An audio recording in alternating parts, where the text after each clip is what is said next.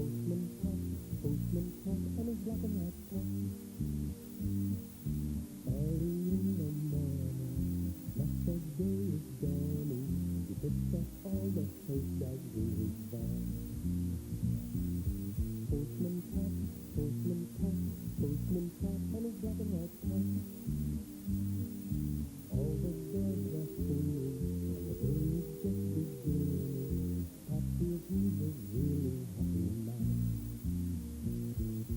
Everybody knows his bright red van. All his friends will smile as he waves to them. Maybe you can never be sure that he might bring letters to your door. Postman Pat, Postman Pat, Postman Pat, and his black and white cat.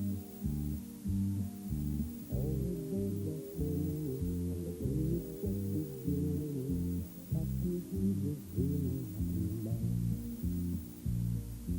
Pat feels he's a really happy man. Pat feels he's a really happy man.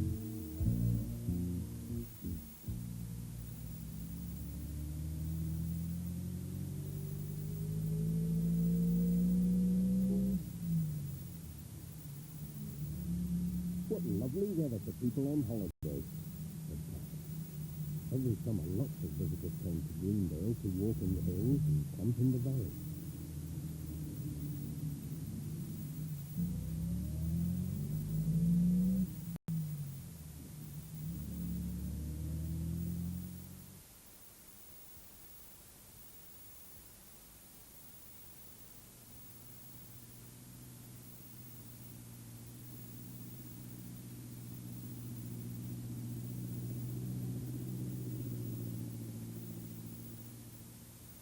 They were talking about the visitors when Pat arrived to collect the day's post.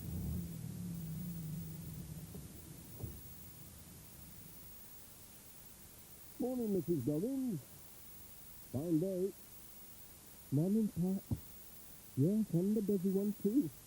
Plenty of posts for the visitors. The Jacksons are staying up at Birkhouse Cottage. Here's some letters for them, so don't forget the extra call, will you, Pat? Oh, yes. And there's a registered letter for those campers up at Southland Farm. They'll have to sign for that. I do hope you catch them in. And a parcel for Granny Dryden. I wonder what that can be. It's a busy time with all these people on holiday, said Pat. I'll be glad when it's my holiday. Have a good day, Pat. I will. Cheerio.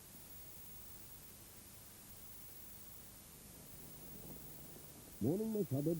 Morning, Pat.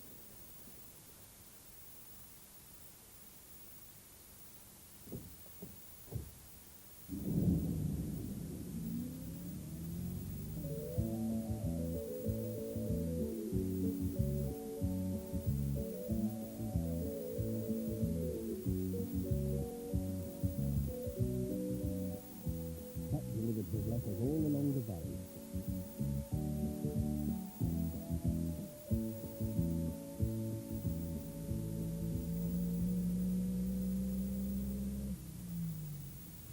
At Birkhouse Cottage, the Jacksons were away, but someone had left the gate open. And something unfortunate happened.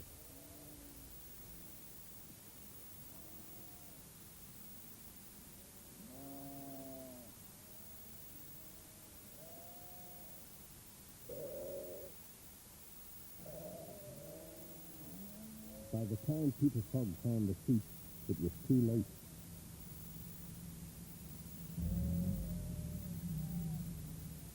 When Pat arrived with the letters, he saw the sheep in the garden and decided to help.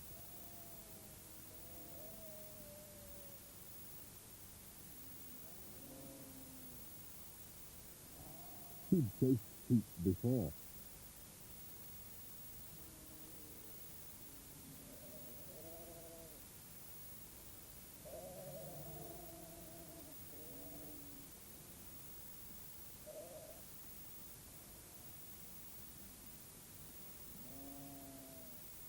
What a mess, said Peter. I don't know what Mr. Jackson will say. It isn't your fault, said Pat. People should close gates properly. I bet they won't do that again. No. Anyway, thanks for helping. Cheerio.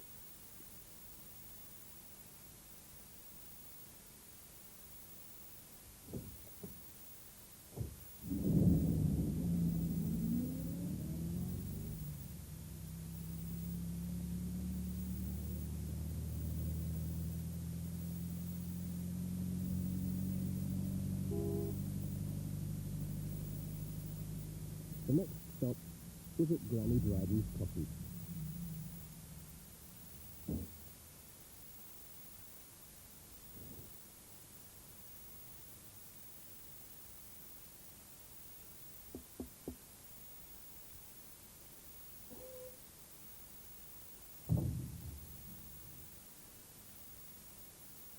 She was so pleased to see her parcel, she opened it there and then.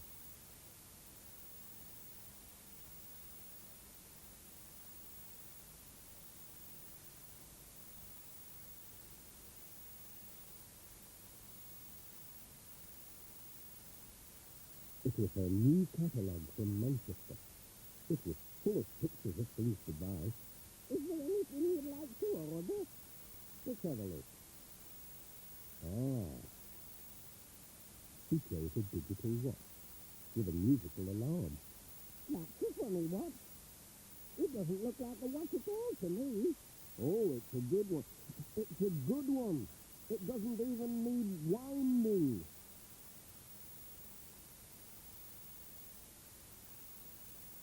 It'll help to keep me on time. Goodbye.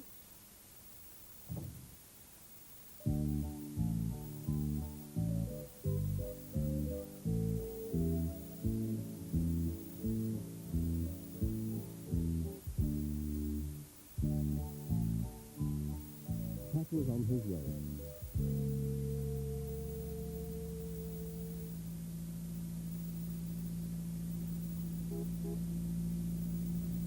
He had to go up the hill to Intake Farm with a letter for George Lancaster.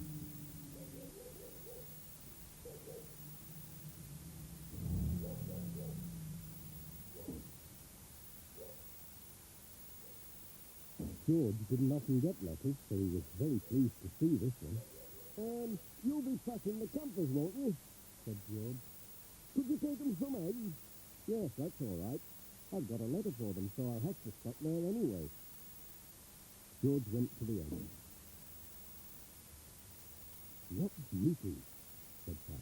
I must take care not to drop them, especially if they're all in one basket. Cheerio!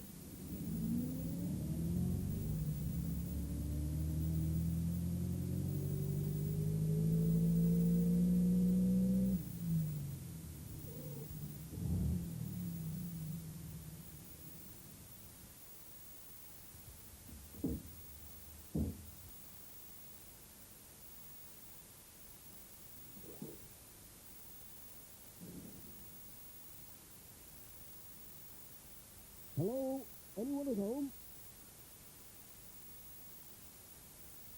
That's a nuisance. They must have gone off for a walk. Well, I can tuck the eggs under here. They'll be all right. But what about this registered letter? I can't leave that. It looks too valuable, and they'll have to sign for it. I wonder if Miss Hubbard knows where they've gone. Miss Hubbard's cottage was just across the field, so Pat walked over to see if she was at home. He was lucky. He'd just cycled back from the village.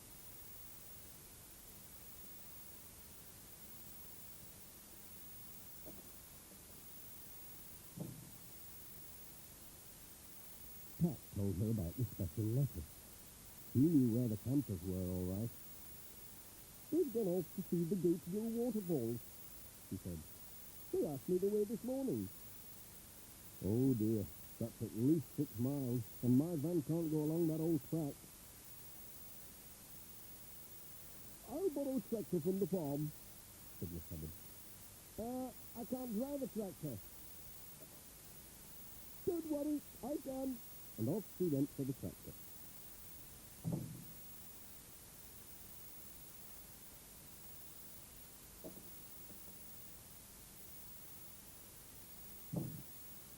Pat wasn't sure that he wanted to ride on a tractor, but there was no other way.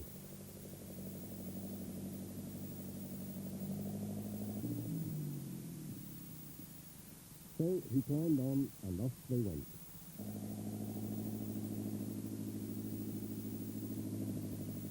It was a very exciting ride, and a rough one in places. Hold on tight. Oh, that hurt. Oh, that. Oh. Oh, hang up. Careful. Only 2 more miles to go. Oh, thank goodness for that.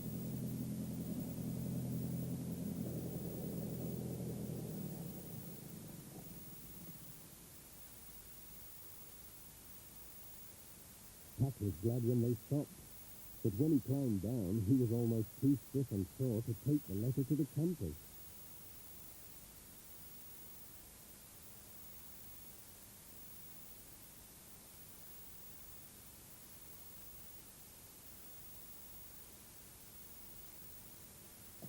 And then they had to go all the way back again.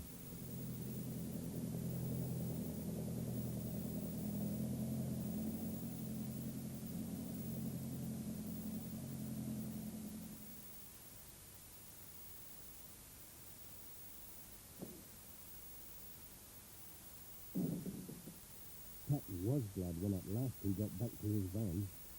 But what was Jess looking at in the back? It was one of George Lancaster's hens. It had got in somehow and laid an egg. "She'll have to stay there until tomorrow," said Pat.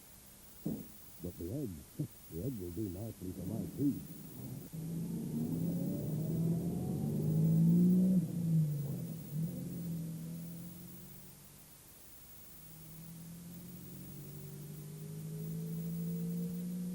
Pat was on his way home when he spotted a sheep stuck in a fence.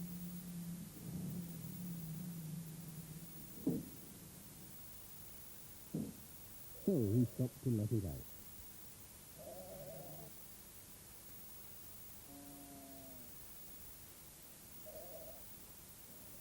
"I think that's my last job for today," he said.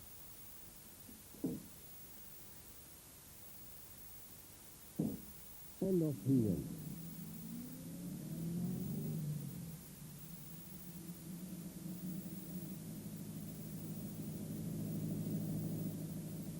He waved as he passed the Thompsons. They were still hard at work haymaking. "Goodbye, Pat. See you tomorrow."